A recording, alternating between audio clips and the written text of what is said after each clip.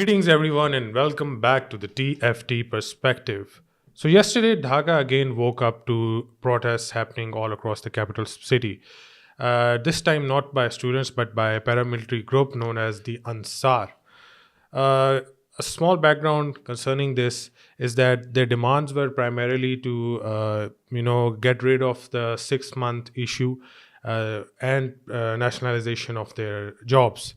But during the protests and every chaos happening in that region, Dhaka also saw and Bangladesh saw that there were already emergency services active because floods due to monsoon, especially release of water from India, had raised the bar completely, and a lot of infrastructure was disconnected, especially when it comes to Dhaka and outside cities of Bangladesh. So in that area, later onwards in the evening, even after the government representatives met the protesters and said that they are going to see how to meet these demands, and in fact, they actually listened to them and asked that the protests should be dispersed completely now. Afterwards, what happened was that the paramilitary forces completely besieged the Secretariat of Bangladesh, and student coordinators were held hostage by them, and it was looked upon as either something new or something fishy was happening. And later onwards, over a social media call by the student committee members of the quota system who were working against the quota system, against Hasina Wajid government, said that these individuals were currently protesting. They are under the guise and they want to reestablish the previous autocratic regime. So we have with us Mr. Vakar K. Korvi. Sir, what was this? Was it a coup or a counter coup? Because, keeping students under captivity, especially those who were responsible for the downfall of Hasina Wajid, sends a completely different signal rather than jobs and nationalization.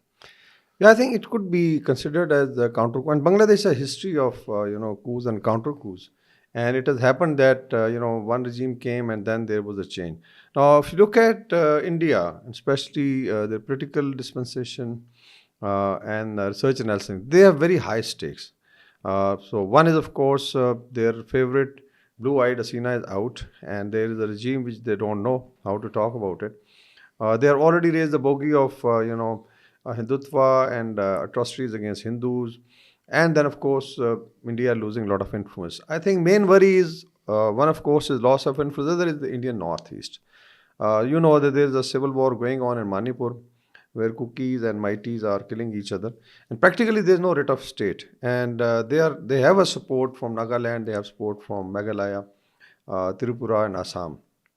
So it means that India can foresee that in case the current regime in Bangladesh establishes its foot and becomes stronger, so there are chances that there could be other powers or an anti-India hostile group who could start affecting India Northeast, and all the investments of Ambanis and Adanis will go for a six. So I think one is that reason. The other is that India would like basically to keep Bangladesh in turmoil because it helps that mainly it's from their geostrategic perspective. If you even look at Hasina Wajid's initial stance, her son, gave the statement that Yeah, she is getting out of politics, so she's not going to she's come going to back to retire. She's Bangladesh. going to be Yeah. nanny for her grandchildren and all that.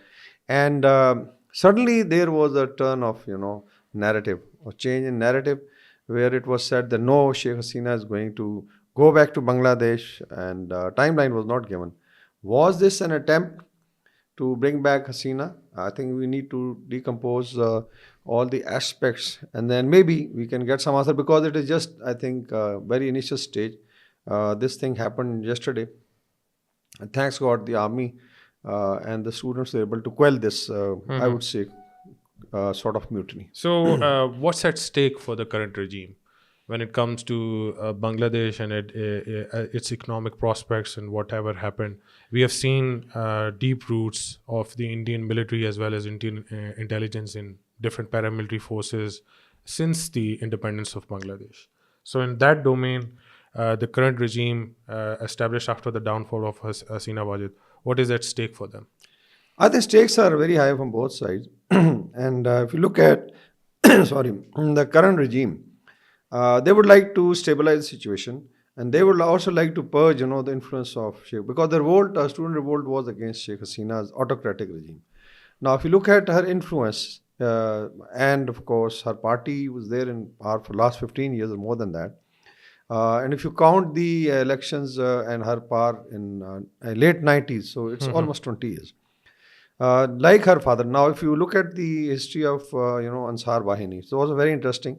Started as a paramilitary group, which was done by Pakistan when it was East Pakistan, because it was considered that there should be a force organized, led by military and police officers, and that could help in terms of emergency, like our National Guards. So it passed through certain phases. It did help Bangladesh in crisis, but after I think 71 war. First thing which was felt by Sheikh Mujib was to establish a force which should be one parallel to police and the army, and it should be able to help the regime in case there is some undercurrents against the regime. So if you look at Sheikh Mujib's created Jatyar Rakhi Bahini, this was a 16,000 strong force, and they were well armed, and They of kind course, of operated like a Gestapo. yeah, even I think Anthony Mascarenhas, who basically wrote in favor of Bangladesh's creation. He was a very big fan of Mr. Mujib. Yeah, he commented that it was more like, Nazis, neo-Nazis or black shirts. So this was, and then you see, definitely, there was interventions, change of regime, like BNP came into power, then Hussain Mohammad Rashad, then followed by BNP, and then I think Sheikh Hasina. So the moment Sheikh Hasina started consolidating her power, then I think her grip on the judiciary, police, army, intelligence was very, very strong, and definitely supported by research and analysis wing. But she also wanted to capitalize on the strength of Ansar Bahini. If you look at the strength, is almost 6 million plus. Although the regular force is close to 16,000 or maybe 20,000, depending on what different levels of Ansar Bahini you're talking about. So it means that she wanted the paramilitaries also. And if you call back before the election this year, last year there was an act passed in the last session of the parliament, where Ansar Bahini Act or Battalion Ansar Bahini Act was Ansar Battalion Act 2023. And this word battalion is also very misleading in Bangladesh. Yeah, because there are around 53 battalions. Of Yeah, this, and if you look at Rapid Action Battalion, again looks like it's a battalion, but I think it's a countrywide force. So this is probably their way of doing it. So this act was brought in to strengthen and they give them almost parallel power to that of Bangladeshi police. And this was criticized by opposition parties, liberals, and social media. So it means that mainly for this regime, it is also very high stake that they should be able to, mainly, I will not say the purging in the negative sense, but should be able to clean the system from Hasina-wide disposal, because I think they have the capability with support of research and analysis wing to mount a counter coup.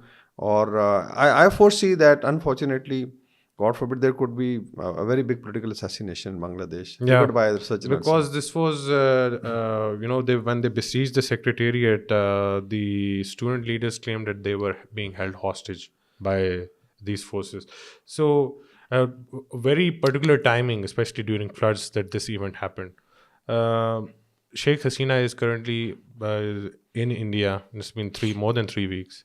And her plans were to either go to UK, stay with her sister or something like that.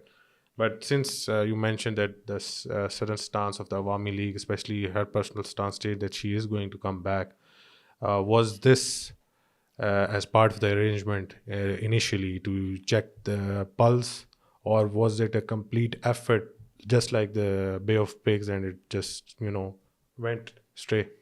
Yeah, I think I think this was something like a counter revolution. And if you look at the timings, so we have the map of Bangladesh affected by release of water in Gomti River, which comes from Tripura, and there's a warning system. And I think for last week, Bangladesh social media, mainstream media was crying hoarse that India is doing a maneuver to support. And there were, I think, cartoons also. Yeah. Sheikh Hasina and Modi are standing together and throwing water on Bangladesh. And Bangladesh look like is a bowl, other than Chittagong hill tracts, mainly is flat. And there's a lot of rivers come from India, Brahmaputra, Ganges, and then you have some tributaries coming from east. So if you look at the list of districts which are affected. So if you look at the map, starting from Sylhet, then you have Habibganj, you have Brahmanbadia, and they are very large districts. Feni, Komila, Lakshmipur, Noakhali, Chittagong, Cox's Bazar, and I think Kishorganj. So it means that almost one-fifth of Bangladesh is underwater. Yeah. 5 million people have been affected. So what happened was the army and students, they rushed, in aid of civil power. So they went, and it was a well-organized, relief system that they established. So it means that the entire, attention was diverted towards flood management. And suddenly, Ansar Bahini thinks that this is the right time to come up with their, Because a lot with of their demands. a lot of questions were also raised that there is a chain of command in such paramilitary forces as well. First, they have to go through that chain of command instead of just directly coming on streets and demanding something. Back in the same thing happened in 1994 as well, and afterwards a system was established in order to address them as a disciplined force, or to ensure that their jobs and job quota is met.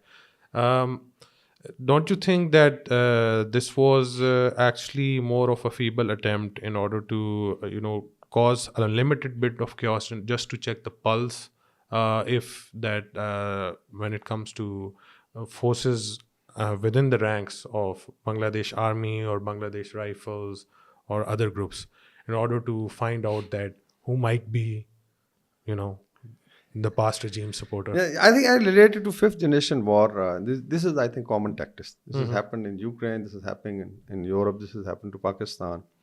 And now I think Bangladesh is being subjected. So if you look at the prongs for the fifth generation war, definitely there is to be a strategic action, which is visible on media, like 9th May. So you have an action which can be displayed as a spectacular event on the media. And then, of course, is a commotion, that you set in a commotion and you start basically gnawing at the roots of the entire system. And especially if you look at Bangladesh's current system, definitely it's an interim government. Still things are not very clear, and there's a lot of pressure on the institutions, military. And if you combine Ansar Bahini revolt and the floods, so I would say it's a water maneuver combined with an attempt to actually blow up, because the students are rushing there. And then comes Indian media. Yeah.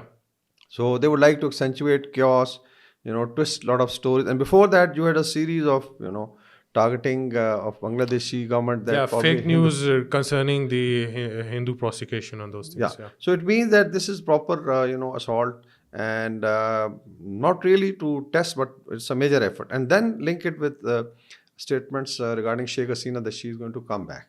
Yeah. So it means also to, let the Awami League cadres in Bangladesh and Chhatra League, which is very strong, lakhs of students who are now on the run.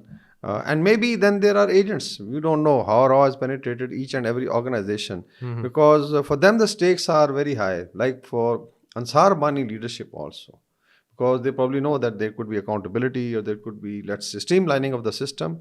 They have recently got immense powers like police. So these things are paid. So all combined, and then you will find diplomatic maneuver taking place, and then information war. So all combined, I think this was an attempt, and I foresee that will keep happening till the time Bangladesh system comes on ground. As I mentioned, there could be attempt on a very high-profile political assassination. Either way, it could be BNP, it could be Awami League, it could be the current government, or a big student leader. So I think RAW will keep on doing it, and they have a lot of agents. I think thousands of agents well entrenched into the system. Now it's I think the job of the Bangladesh Army, the Directorate of Forces Intelligence, DFI, which also needs cleaning. You heard the stories about Aina Ghar and how they were doing these torture cells.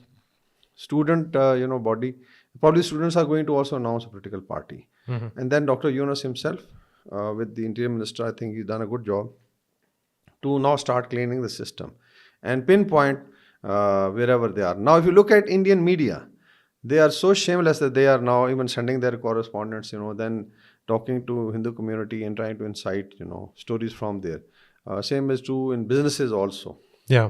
Because the student, the way they are looking at the system, they want to really bring, because they say it's not a revolution just for the media.